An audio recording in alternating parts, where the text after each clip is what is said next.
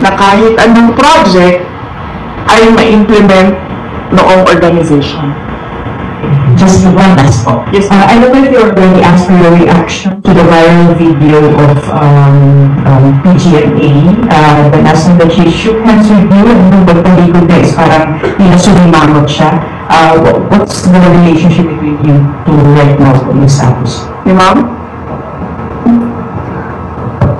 Wala, ganun naman kasi talaga si ma'am eh.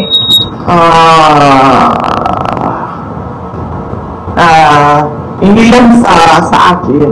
Nakita ko na rin siya, ganyan siya sa ibang tao. It's nothing personal. I don't think it's, she's doing it on purpose and she's doing it to express disgust or to express disapproval sa isang tao.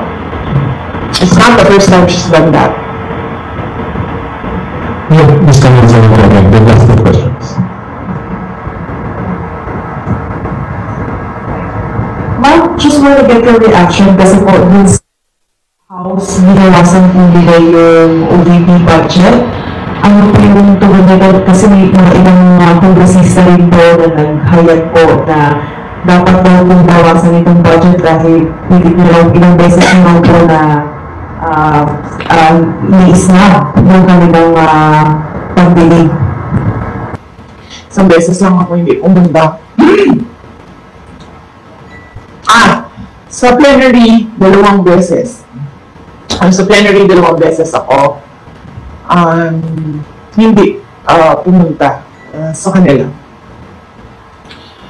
But beyond that, as early as August, I think August 15, nung tinanong na ako kung ano yung expectations ko sa budget hearings, sinabi ko na ang expectation namin ay bawasan nila ang budget of the office of the Vice President. Dahil sinabi ko at the time, it's the same administration, it's the same Speaker of the House of Representatives, and it's the same set of characters. So on that point, tama nga ako sa sinabi ko noong August. Hindi na siya nakakagulat.